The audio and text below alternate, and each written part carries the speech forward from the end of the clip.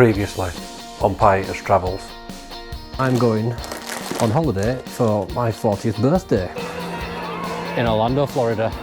It's just absolute chaos. How do you get lost on the Disney highway?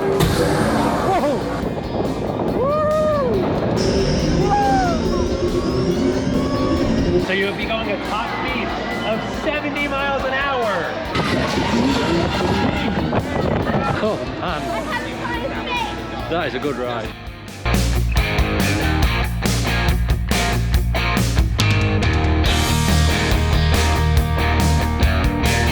Starting route to Kennedy Space Center Visitor Complex.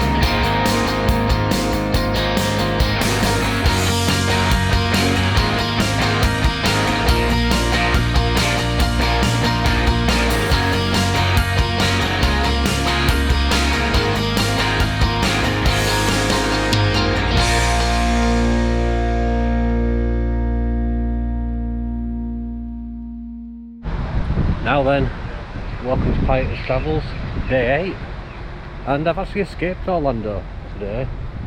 As you've seen on the intro, I did unfortunately get caught in the rain. I've come to the Cape, not the dunes of the Cape, more like the car park. If anyone else gets them references, put it down in the comments below. So yeah, I have come out towards Cape Canaveral, to the Kennedy Space Center, obviously famous for all the Apollo missions and shuttle launches that have taken place over the years in the space race in the late 60s, early 70s and the 80s, 90s. So yeah, from my previous visits, it is a really good day out. But I was talking to some people in the hotel this morning. They say that it's changed quite a bit. Now obviously the shuttles are no longer launching, but there are, I think there is supposed to be a launch today. So the queue is quite long to get in. So we'll go through and see where we get to. Through the ticket gates, Space Centre. Immediately off to your left hand side there's the US Astronauts Hall of Fame and the Rocket Garden, which shows the evolution of space travel and rocket technology developed by NASA and other partners from across the globe.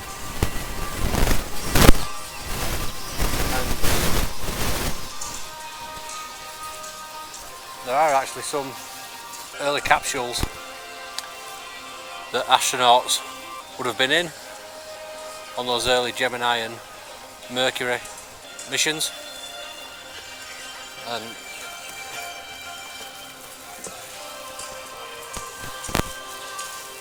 it is a very, very cramped seating position.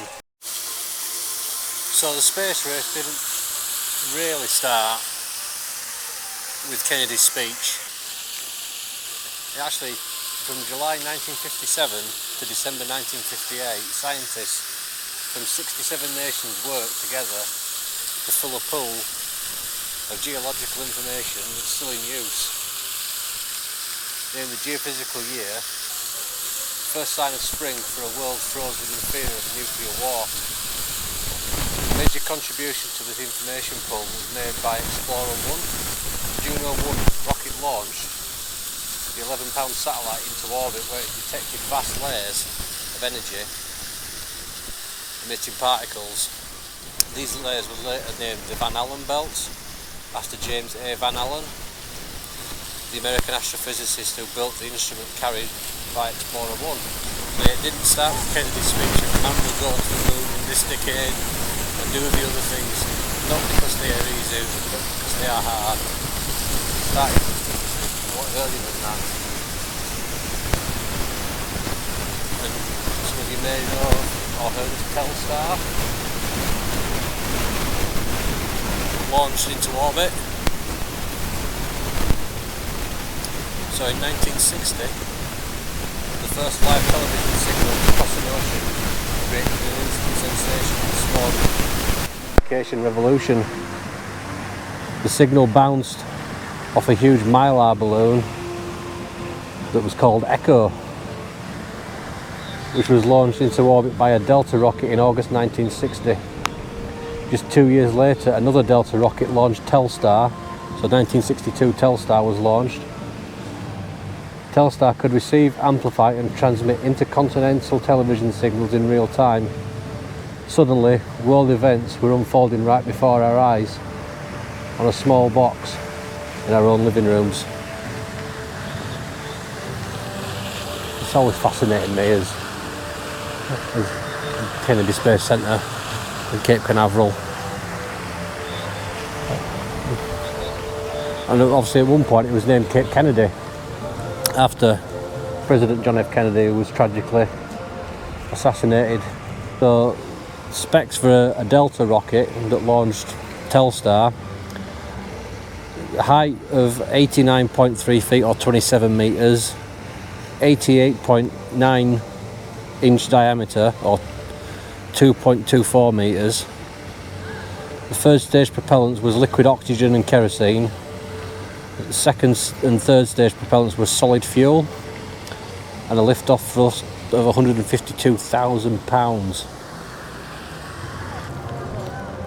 And the Atlas rocket actually gave us the power to reach orbit,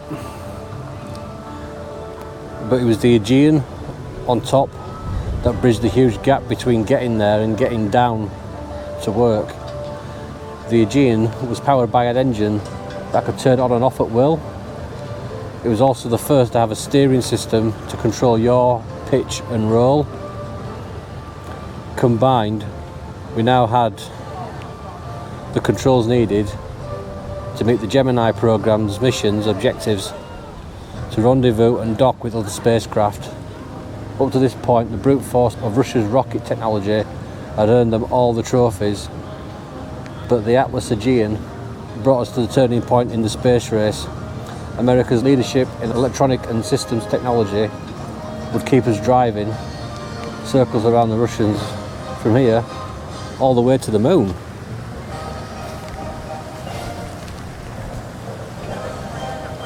So even before Mercury and Gemini, there was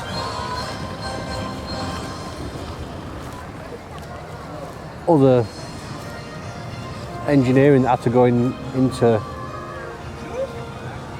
getting us beyond our own orbit. With the newfound power and guidance combination of the Atlas Aegean, we now have the ability to successfully aim unmanned exploratory missions at other worlds. Teams of scientists who could only explore the heavens with telescopes set about building robot scouts to extend our curious eyes and ears into space. In January 1962, the Atlas Aegean launched Ranger 3 and sent it racing towards the moon. The plan was to capture and send home pictures of the moon until impact with the lunar surface. But Ranger 3 missed the target and headed off for the sun. There were 8 missions in the Ranger programme, sent back more than 11,000 detailed pictures of the lunar surface, including close-ups of the Sea of Tranquility, where Apollo 11 would touch down in 1969. So the specs for the Atlas Aegean: overall height of 105.3 feet or 32.1 metres, a diameter for the Atlas of 10 feet or 3 metres, the Aegean diameter was 5 feet or 1.5 metres, and first stage propellants were liquid oxygen and RP1 with a lift-off thrust of 366,213 pounds. So as we progress through the years and not that many years to be fair, from 1958 to 1962, we've gone from 83,000 to 155,000 pounds of thrust, and then in 2 years from the Delta to the Atlas Aegean almost doubled. So the fact that it's pretty much doubled in the space of 4 years, the amount of thrust to actually get the rockets actually out off of terra firma and into space. It's incredible the amount of progress that was made in such a relatively short amount of time.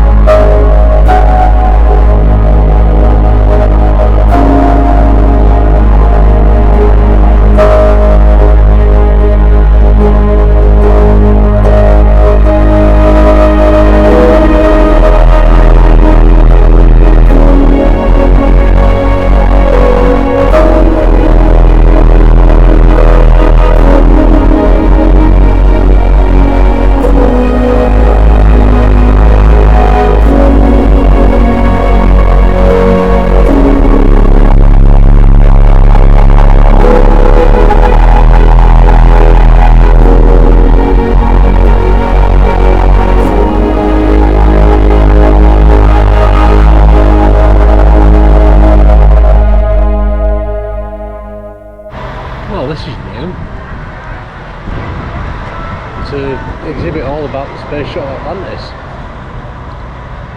How do you launch a revolution? So let's get out of the wet and have a look inside here.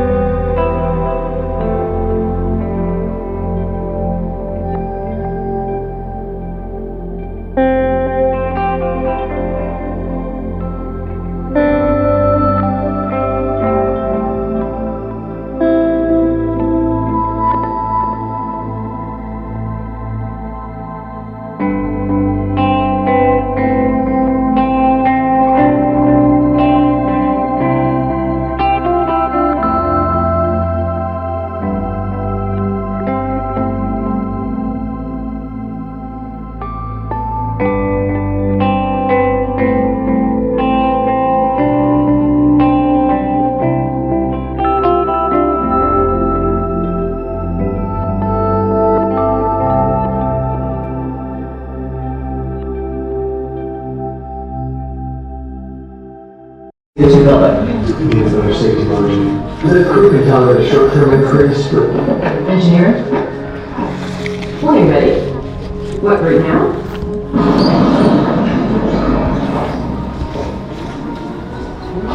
Building 36? I didn't even know there was a building 36.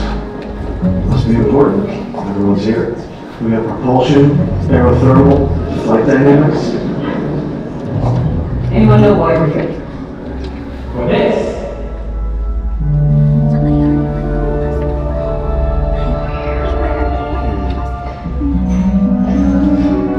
Good morning. We're going to create America's next spacecraft. It's going to launch like a rocket and land like an airplane, and it's going to be reusable. Can't do that with a rocket. It's not a rocket. It's a shuttle.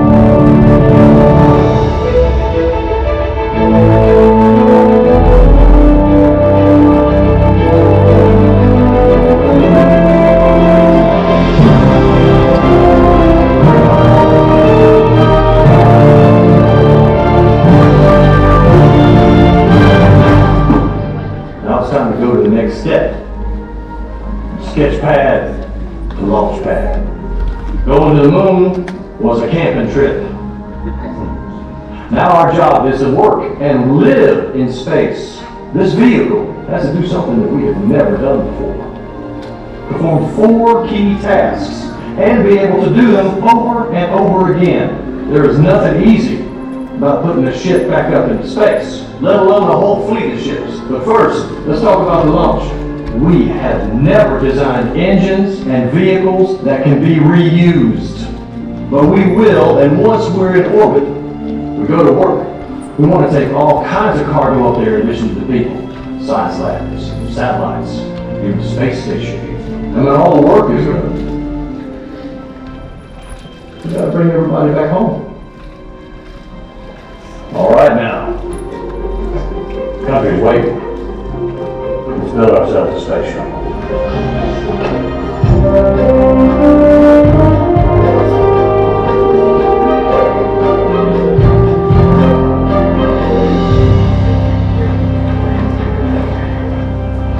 It's too big, it's too heavy. Or we're launching one spaceship on the back of an even bigger one. What if we split the booster into its pieces? Rockets, fuel tank. It's supposed to be reusable. How do we get all those parts home? What if we just throw the fuel tank away?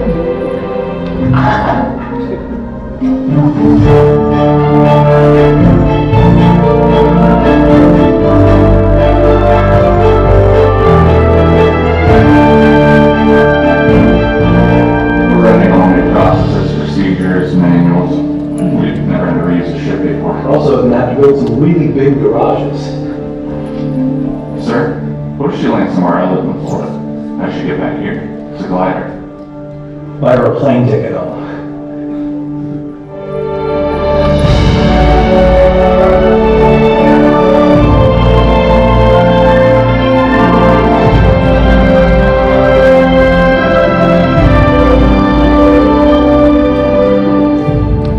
Oblique heat shields are heavy, and they burn up on re-entry.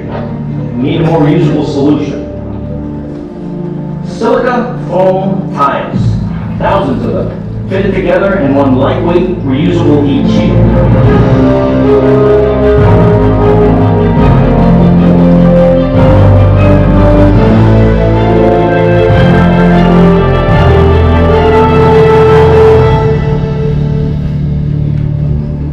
That'll hold up with the engines.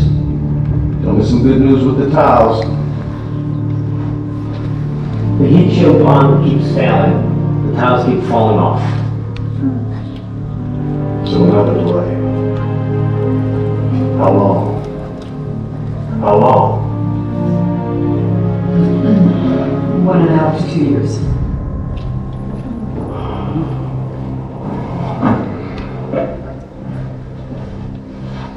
Well, this is going to be fun to tell my boss. Everybody get back to work.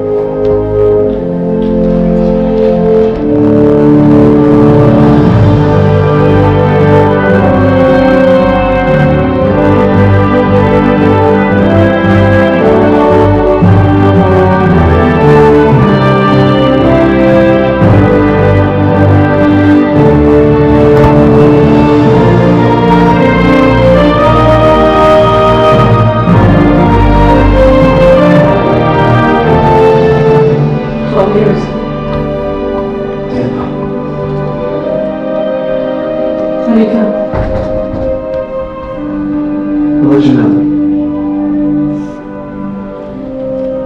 when they come home. The President's message said, "You go forward this morning on a daring enterprise, and you carry the hopes and prayers of all Americans with you." And Astronaut John Young, the commander of the mission, replied, "That's a right fine speech. We sure appreciate it."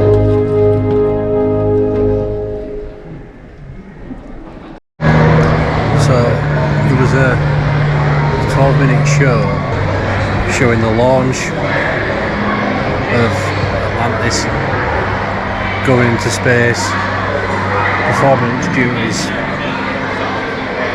coming back down to Earth, going through all the workshops here at Cape Canaveral to inspect it all before its next flight, and then relaunching, and then it finished off. 26 years of service, 33 missions, over 1,200 miles, and then the screen opened up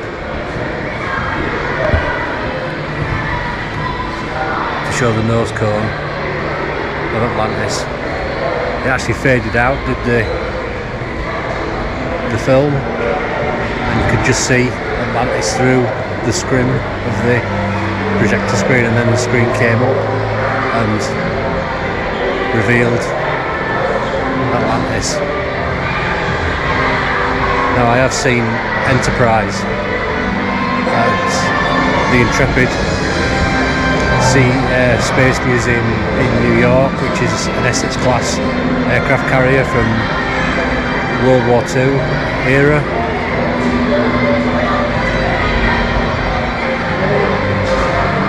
It's still, even though I've seen one shuttle orbiter, and that's the thing, the entire vehicle is the shuttle. The bit that you actually would recognise as, or we call a shuttle, is actually called the orbiter. But all of this, incredible. I mean, the last time I was here in Florida, I did come out to Kennedy Space Center, and we went on a tour and got within 3/4 of a mile of the launch pad, and Atlantis was on the launch pad.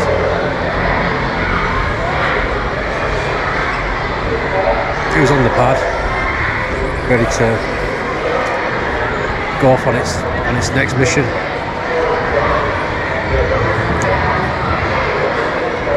It's getting a little bit emotional, really, thinking about that. The fact that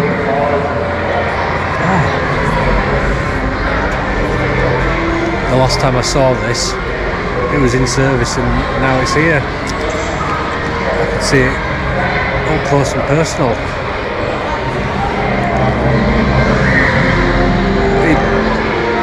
When you first look at an orbiter, a shuttle orbiter, it looks fake, but that's because of the silica tiles that it's made of.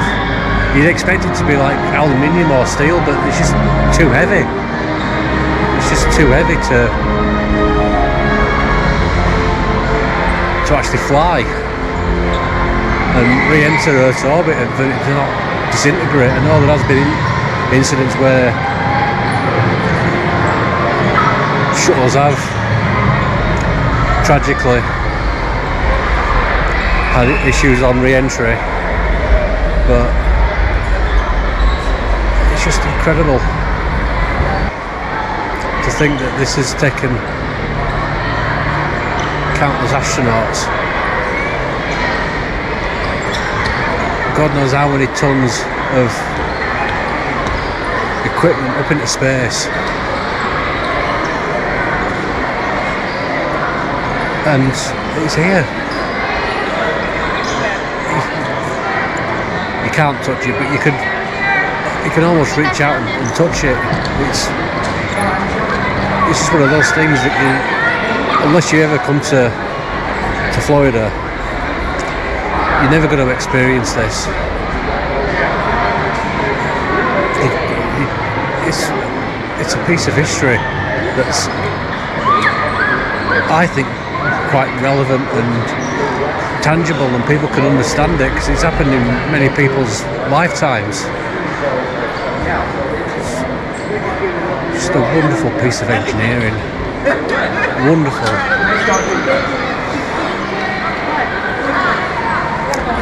I'm not putting this on at all. I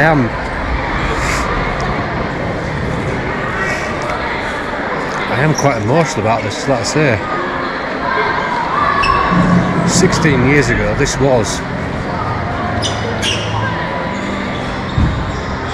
in service. Not only to the US,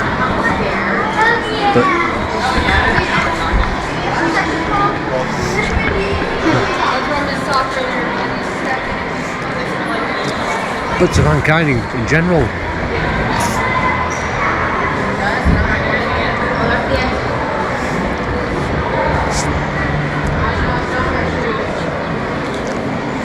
I'm speechless.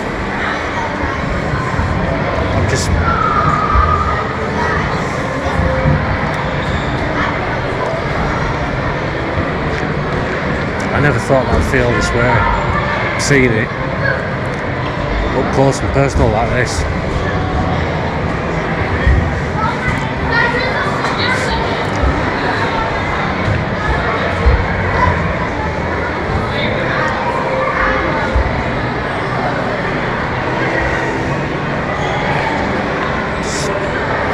It's just amazing, absolutely amazing.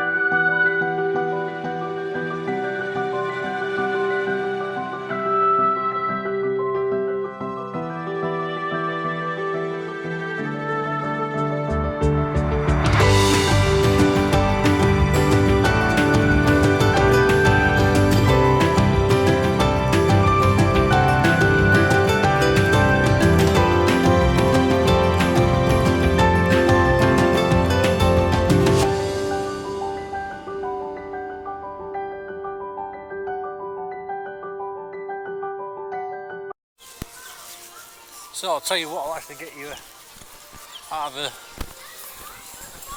an emotional, funky state. Go for lunch at Kennedy Space Centre when there's at least 2, if not 3, school field trips on. When you're trying to hear for your order being called out, you just couldn't tell because we're just crowding around, couldn't hear a word.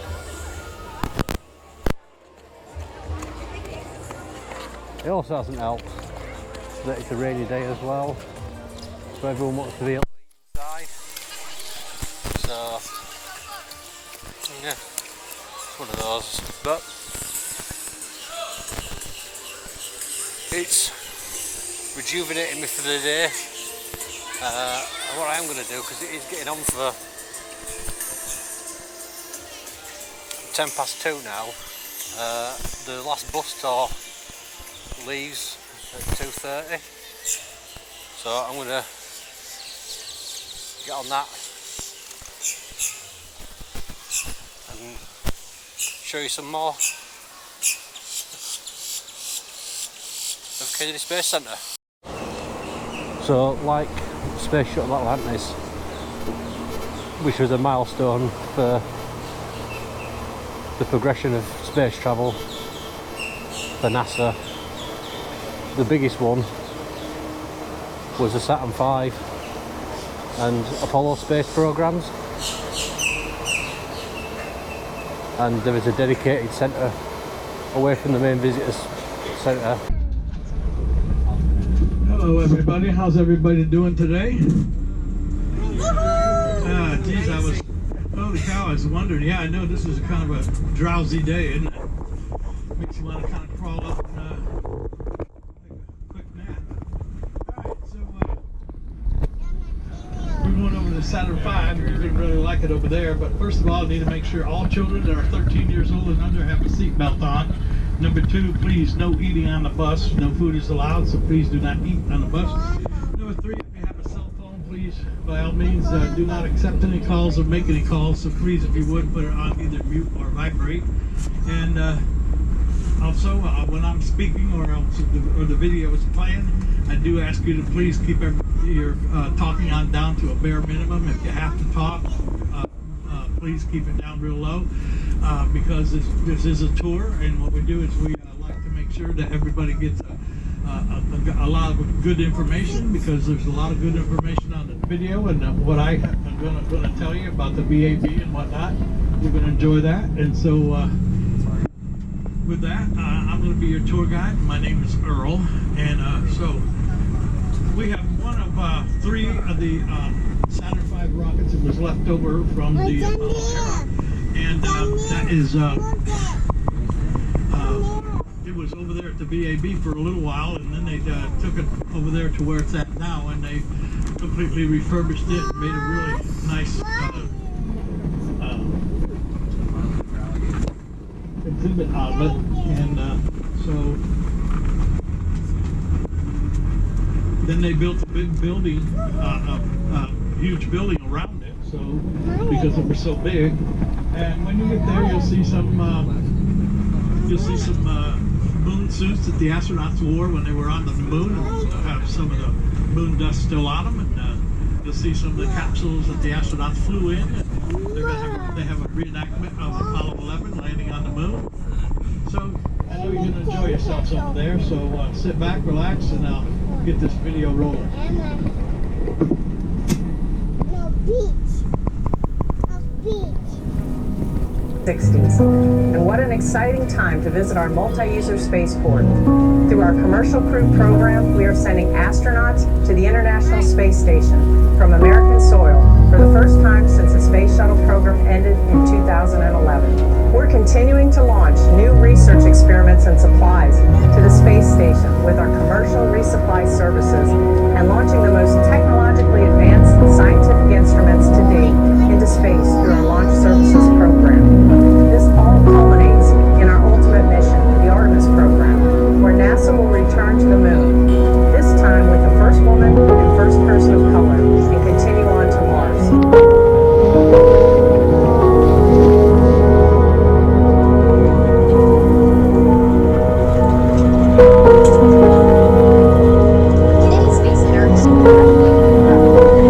Thousands of species of plants and animals. I want to introduce you to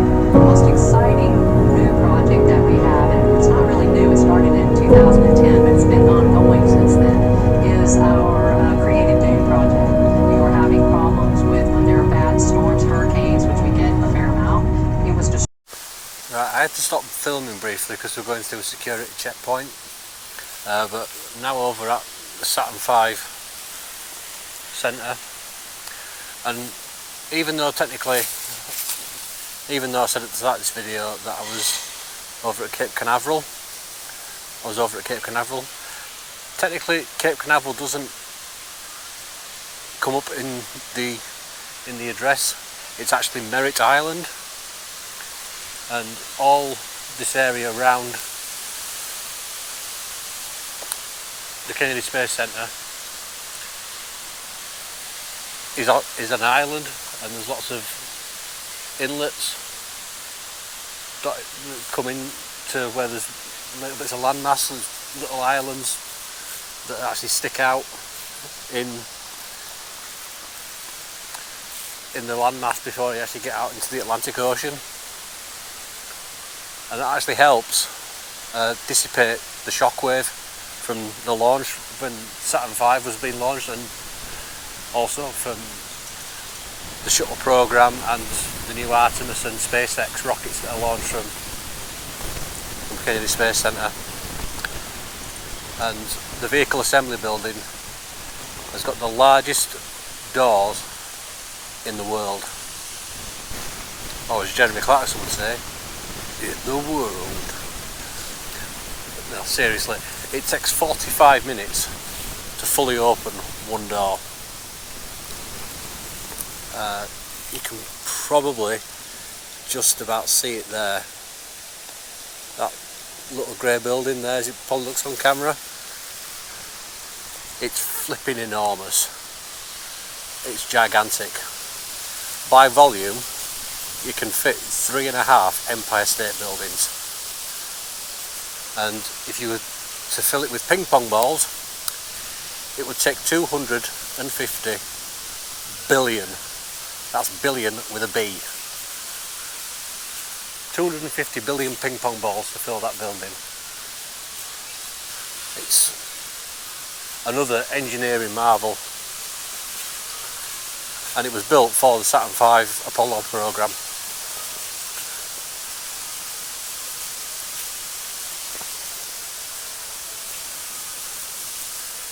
And the crawlers that transport the rockets, shuttles from the VAB out to the launch pad, as you might have heard on the video on the tour bus, the gigantic 250,000 horsepower V16 diesel engines, and fully laden with a rocket, travels at a whopping 1 mile an hour. 1 mile per hour when it's fully loaded. The journey takes about, the 4 mile journey takes 7 hours from the VAB to the launch pad. So I'm now just going to go into the Saturn V Centre. I think there is a short video before you actually get into this building itself. Stage of the oxygen tank has been pressurized and the pressure is still building up.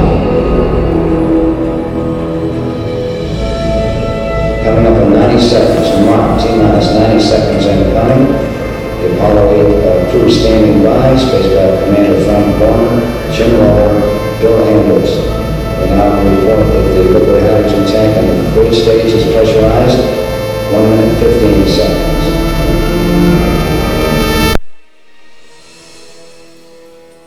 All three stage propellants pressurized at this time as we come up on the 60-second mark on a flight to the moon. T-minus 60 seconds and counting. The vehicle now is completely pressurized. We're coming up on power transfer shortly.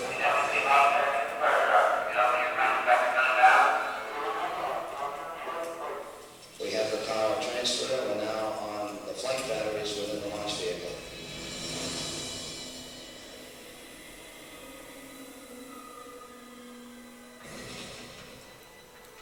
Final reports coming from Frank Blum. This time, final look at the switch list.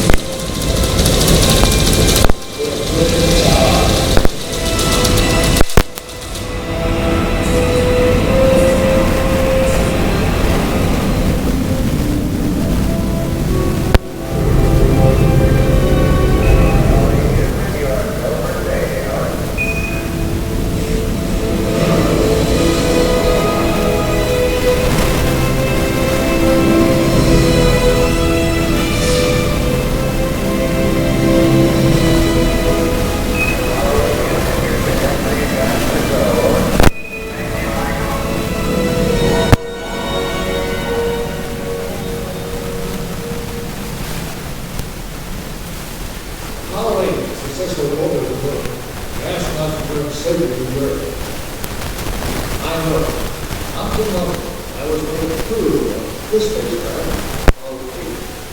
We were the first men to see the surface of the moon from just a few miles away. But it was the hundreds of thousands of men and women who did it. The millions of people who supported the mission that made it possible. That way, I guess, we all win. Now, on the other side of those doors, you'll find an actual Saturn V moonlight. It's still the most powerful, the most complex machine in the world. And I guess it's the only one that can take you to another planet. I'm actually going to fly around the second planet, called Apollo 13. But that's another story. So where we were just in there, that was the firing room for the Apollo mission. It was recreating when Apollo 8 launched in December 1968, and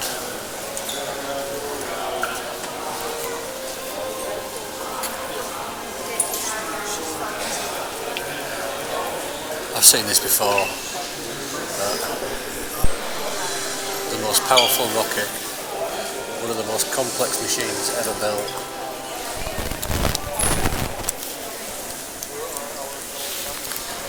That is the business end of the Saturn V rocket. It took man to the moon.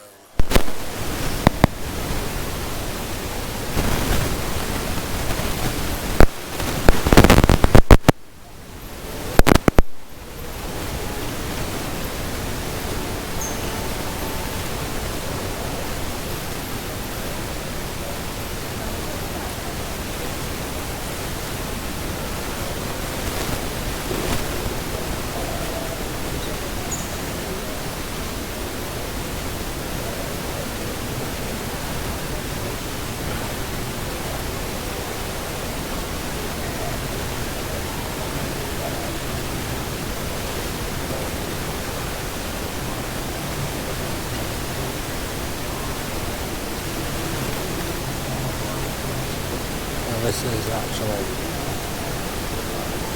a restored Saturn V. The one that's in the rocket yard, and I'm not sure if that's probably just a reproduction. I'm not entirely sure, but this is the real deal.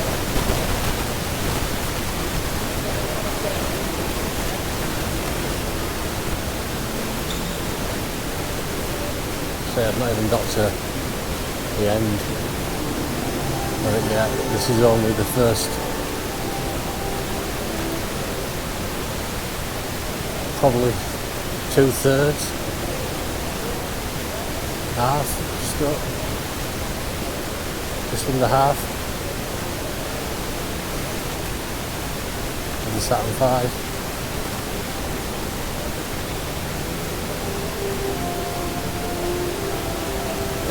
Flipping enormous.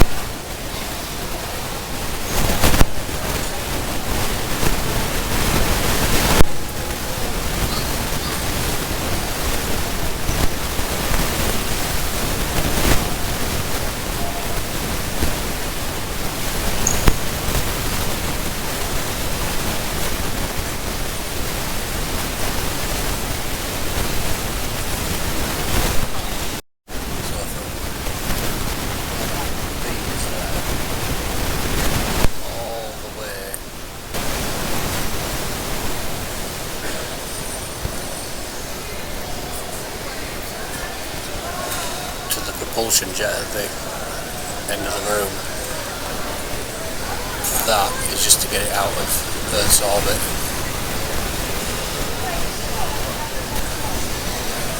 No, that's just to get it out of Earth's atmosphere. It's just to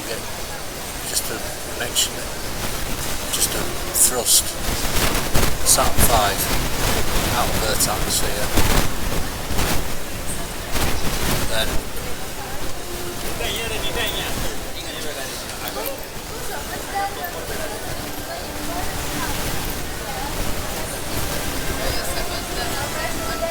this section, second stage, take it out of Earth's orbit.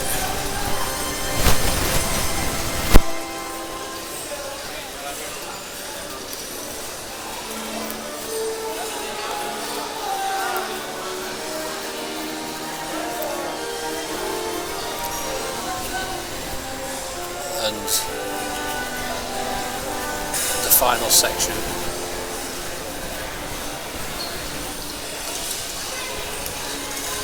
is what actually propelled it towards the moon. And at the very far end, as you saw from that screen,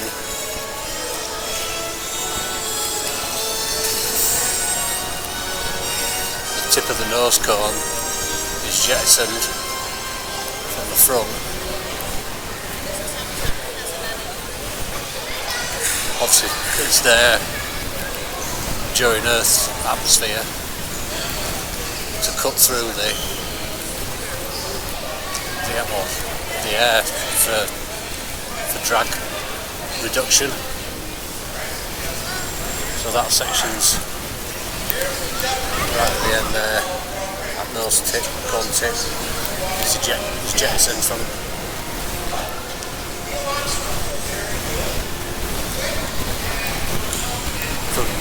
Saturn V Apollo craft,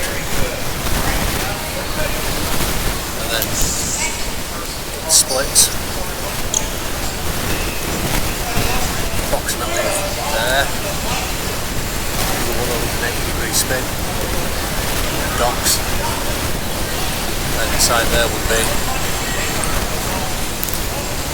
the lunar module.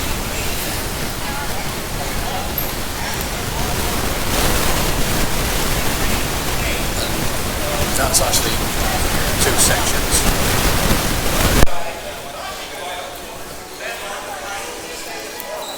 You've got the capsule on the top,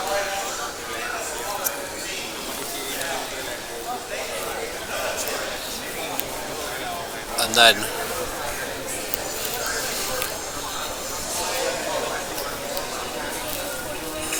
this copper and gold foil looking section at the bottom. That bit would stay on the moon's surface, and the capsule of the lunar module would fire to return to the command module, and then all that would return to Earth. I mean, the lunar module would be, once the astronauts were back from the moon, that would be jettisoned. You got it. Well, not really. You got it in 2 pieces. Once they've safely made it back into the command module, and then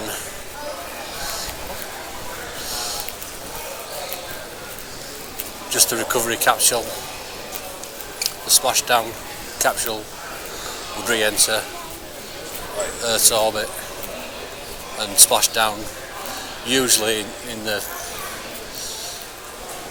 South Atlantic, South Pacific Ocean.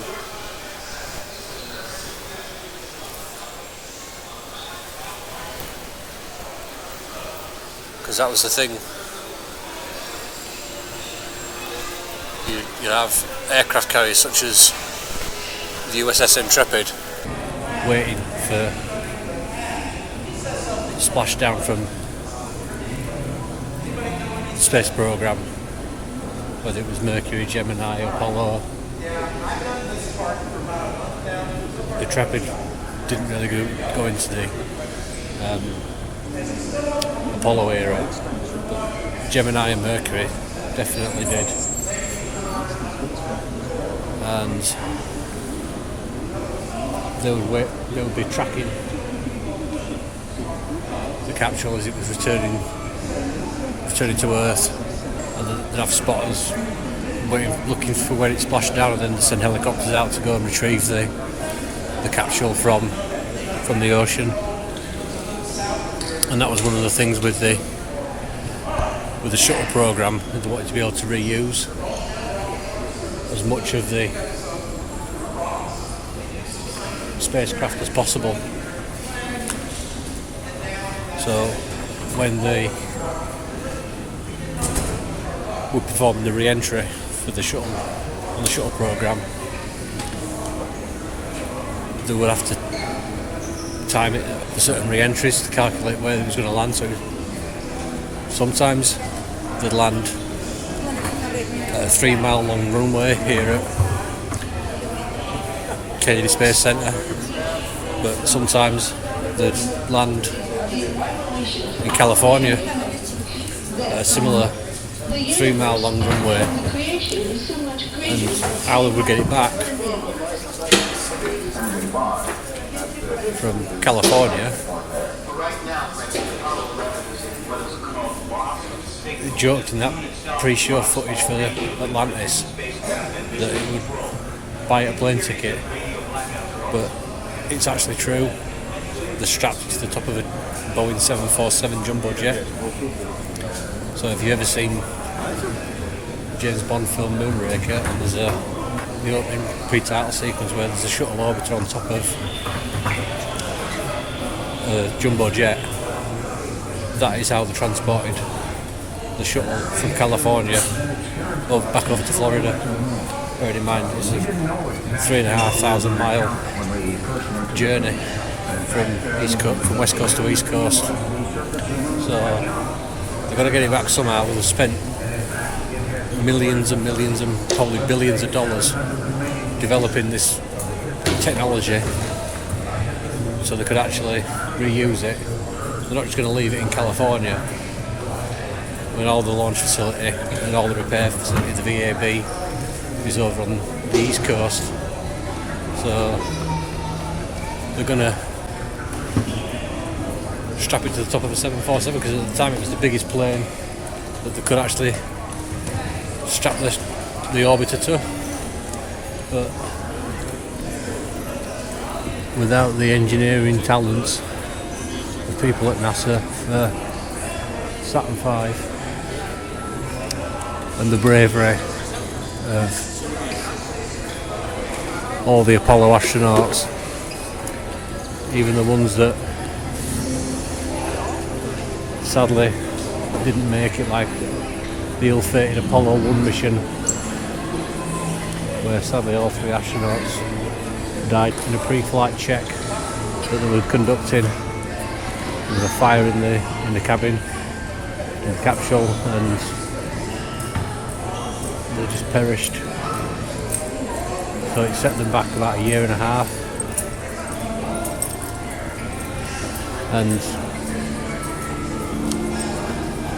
fortunately, up from then, there were no more deaths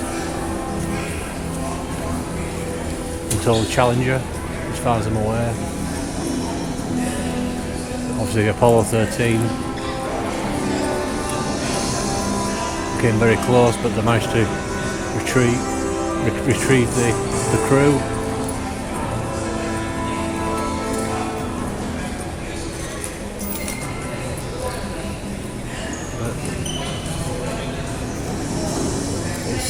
Even though this is the third time I've seen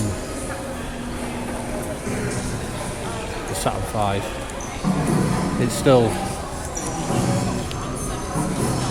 takes my breath away how flipping enormous it is. I mean, on camera it's not going to do it justice. It's really not. it's just gigantic. I mean, this room, I don't even know how long it is, but it's flipping enormous.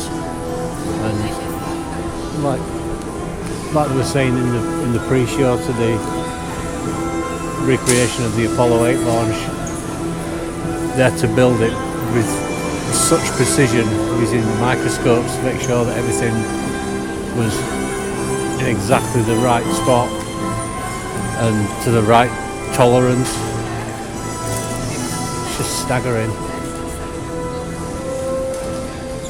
It is a marvel of human ingenuity and engineering skill that we've managed to build this.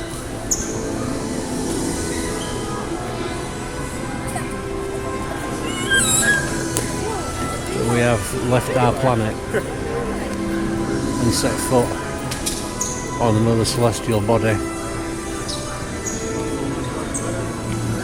And anyone who doubts it, I'm sorry, but it's just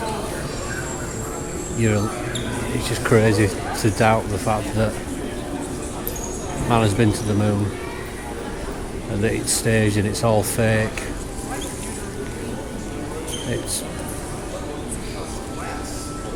It's been well documented that it's not, and I believe it was Apollo 16 or Apollo 18 that actually left retroreflectors on the surface of the moon. And what I mean by retroreflectors is, if those reflectors you see on the back of bikes or on your car, that's a retroreflector. It actually bounces back light, and you can actually shine a laser,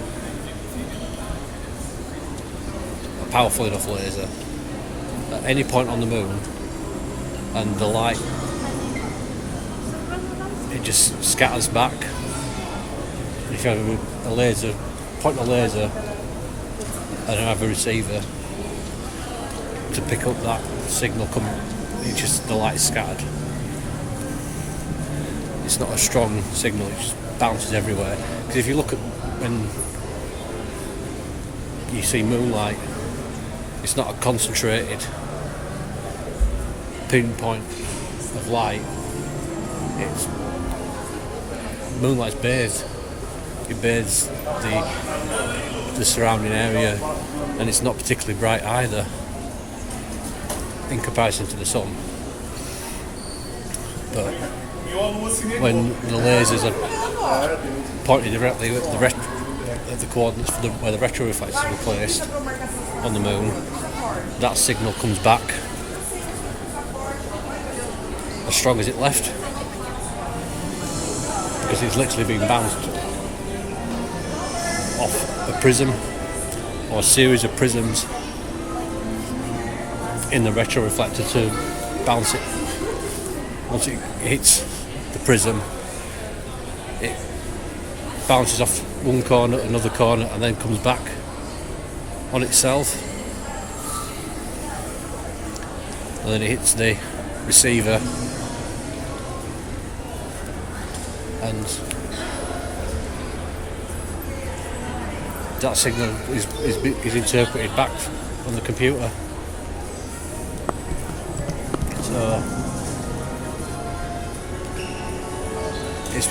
that's been well documented as that. That was just a bit of a ramble and rant, because I know there are some people out there that don't believe we've been to the moon as a civilization, but we have. So there's just some display cases over here of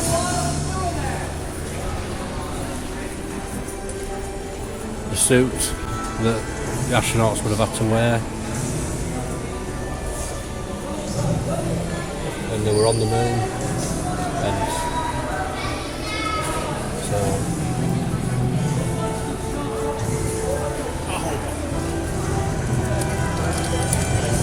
Those are the infamous moon boots. And the Lunar Rover. Now, there's only 2 of these in existence. One of them's here, and one of them's still on the moon.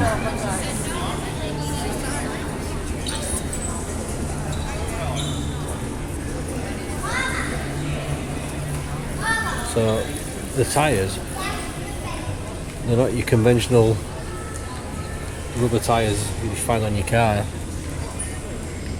They're look to be like a wire mesh with the actual treads, strips of metal, not whether it's steel or aluminium, probably aluminium for the weight, that have been riveted on through the mesh to form a conventional tyre tread.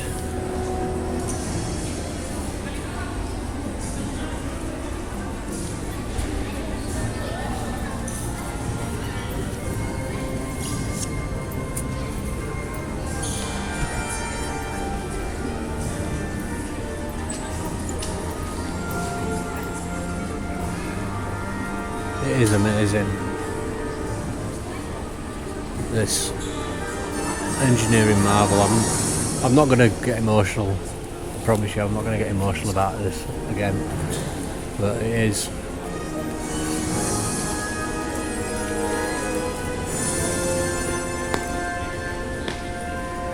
I just can't.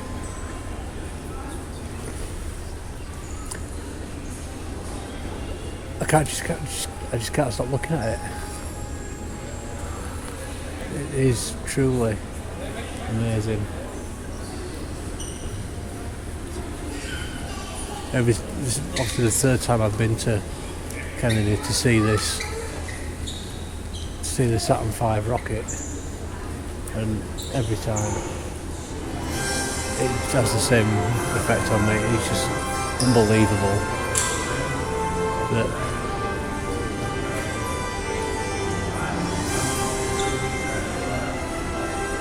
it's here and what it means for humanity and the history of our development as a species and where we can go.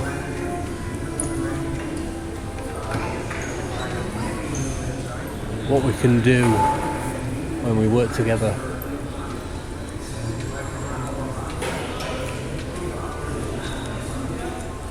We can achieve great things.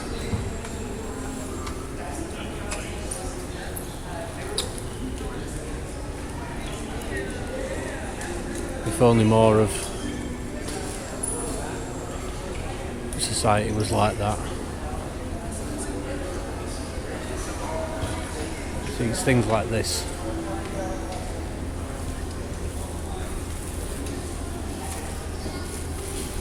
that make you think, why is it that at some points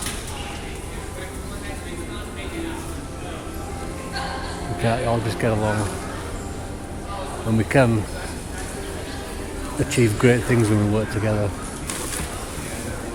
rather than being at odds with one another. It's getting a bit deep, is this? But these are the sorts of things, well, for me anyway, that sort of bring these sorts of thoughts out. When you're walking around places like this and you see what we can achieve, it makes you think, why isn't the rest of life like that? Why can't we put aside any differences and embrace the differences that we have, and just work together more often?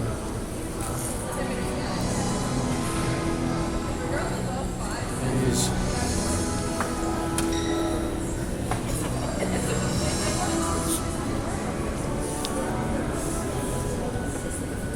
You think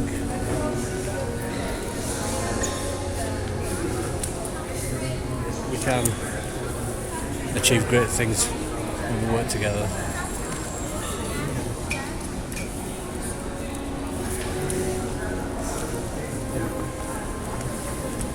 Things like the Saturn V and Apollo missions just prove that, in my opinion.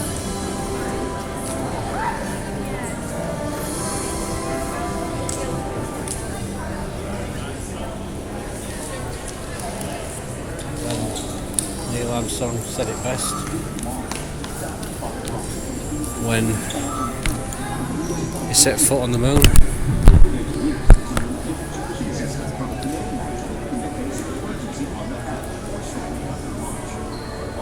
That's one small step for a man, one giant leap for mankind.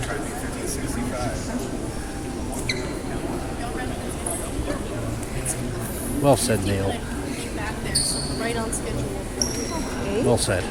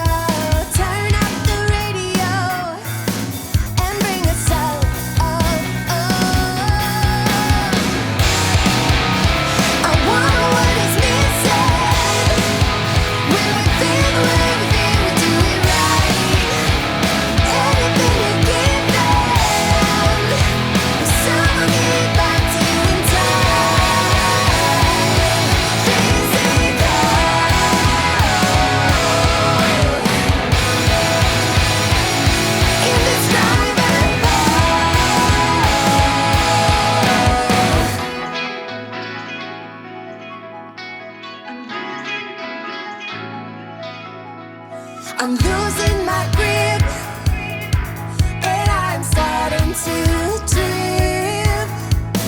Open your eyes, open up wide, there's no time for lies. It's hard not to let go, and when somebody tells you I told you so, turn up the radio and bring us up. I wonder what is missing